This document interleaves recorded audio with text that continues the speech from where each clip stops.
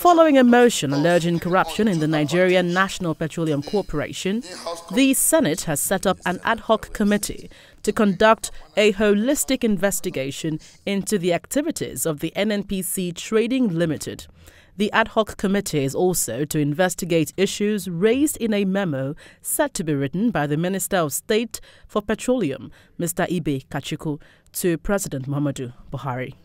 Aware that since NNPC owns NNPC Trading Limited and the refineries, they also shortlist companies that get allocation of products, lifting of crude oil and importation of products, thus giving undue advantage to the in-house company, even where it lacks the capacity and requisite requirements to do what it's doing today.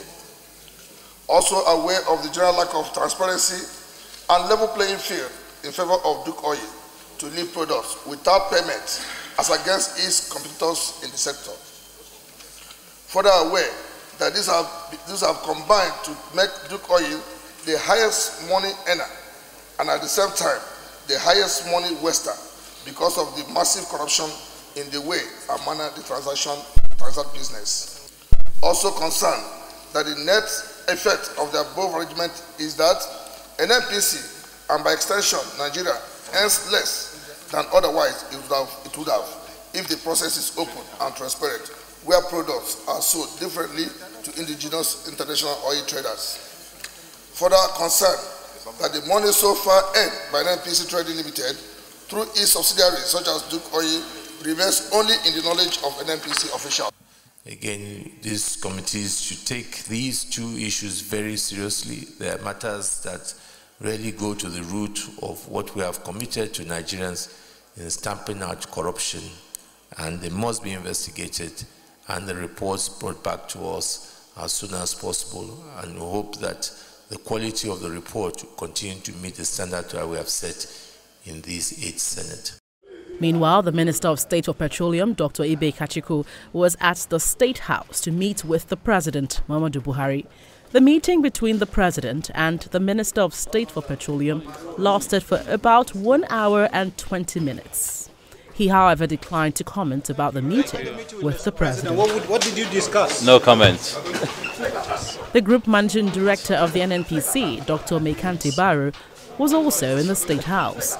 He met with the Vice President, Professor Yemi Oshibajo. He also did not comment on the outcome of his meeting.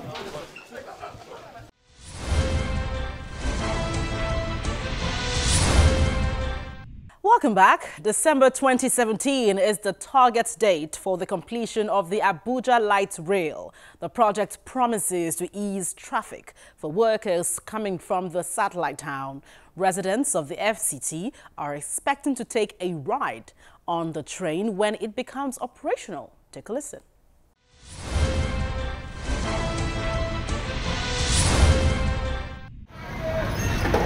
Many of the residents of the Federal Capital Territory stay in the satellite towns, and most offices are situated in the Abuja city center. Daily, residents commute from the satellite towns to the city center in search of the proverbial daily bread. This has led to huge traffic on the major roads leading into the city center in the early hours of the day. To resolve this challenge, the federal government started work on the Abuja Light Rail project in May 2007. The project will connect the Abuja city center to the Nnamdi Azikiwe International Airport, stopping at the standard gauge railway station in Idu. Along the way, there will be stations in Kubwa, Gwagwalada, Nyanya, Lugbe, Kefi in Nasarawa State, and Suleja in Niger State. Ultimately, will be linked to the Abuja-Kaduna railway line.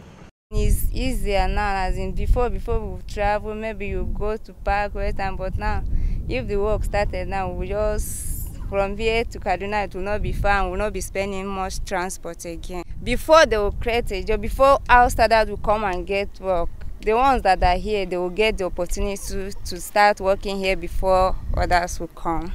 I believe that we that were living near the road, we created a job opportunity for us. It will bring a very good development, despite that maybe it will still bring another kind of demolition somehow. But I know it's all for good. At least it will make the environment, in fact, it's already made the environment good and clean and beautiful. The 45+ kilometers Abuja light rail system faced financial challenges at the initial stage, but now the project is over 90% complete. Critical within the transportation infrastructure of the FCTA master plan is the Abuja rail projects, and there are many components of this. Two of that components will be delivered by the end of this year, and that is a critical component of the mobility system that is designed for Abuja. And when you look at the various rail corridors, they are lined horizontally and perpendicularly. You have routes crossing them, linking them like a grid, and that is the design. That is the responsibility of this secretariat to deliver that Abuja mobility master plan.